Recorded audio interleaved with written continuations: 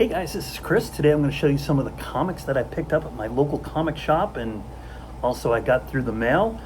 Started off, as I always like to do, with The Walking Dead Deluxe. We are up to issue number 118. This is the David Finch variant. As you know, I like to start off my videos out with The Walking Dead Deluxe when it comes to New Comic Book Day, and I always like to start it off with David Finch covers, and seems to be doing a lot of them for The Walking Dead Deluxe. Next up is the Charlie Adlard Dave McCaig variant for issue number 118. Crazy. We're all the way up to 118 already. And there's been a lot of books lately, a lot of variants for these books lately, at least 3 for The Walking Dead Deluxe.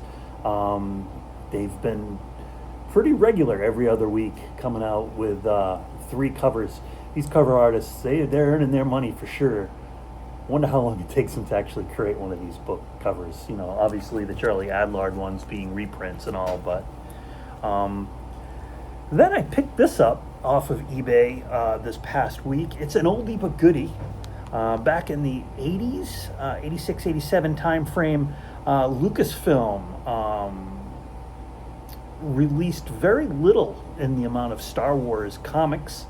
Blackthorn actually owned the rights to the Star Wars comics, and they released a Star Wars 3D comic set. And this is issue number 1, but it's the second print. They actually released this issues 1, 2, and 3, and this as the second print. And I haven't had this comic in my collection. One of the few books that I have not had in my collection since I was a kid. I do have issues 1, 2, and 3. I got them raw, and but I never knew there was a second print until I started doing some research on the old Blackthorn 3D books, and sure enough, there was a second print, and you can tell the second print if you open it up and look at the back. Rambo will be on the back. The animated Rambo series that was out in the 80s will be on the back. But each of these were, I believe, polybagged, and they came with little 3D glasses. Books weren't that good. Anyway, also picked this up. For some reason, I missed this. I don't know how I missed it, or I lost it, or it wasn't pulled, or whatever. But it's Batman Hush 2, issue number 160.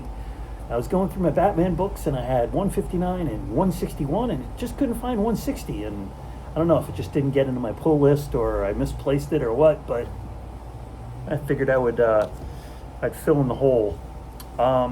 Next up, I picked this up. This was the latest edition of Miles Morales Spider-Man. This is issue number 36, God War, Part 5. I do believe there's a bunch of J. Scott Campbell variants out for this book this week. I saw them when I was at the shop, and honestly, I didn't really like any of them, so I didn't pick them up.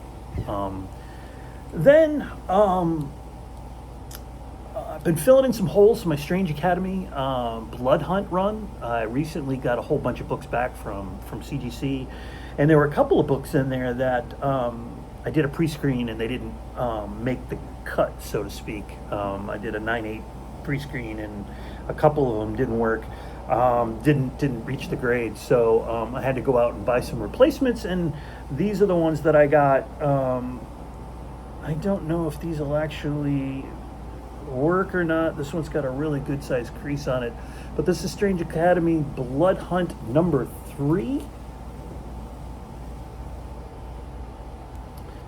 and I don't think that'll be a 9/8. And then I've got this one as well. This is Strange Academy Blood Hunt number 3, and this one looks very promising. I think this one might be a keeper. I've got to open it up and check out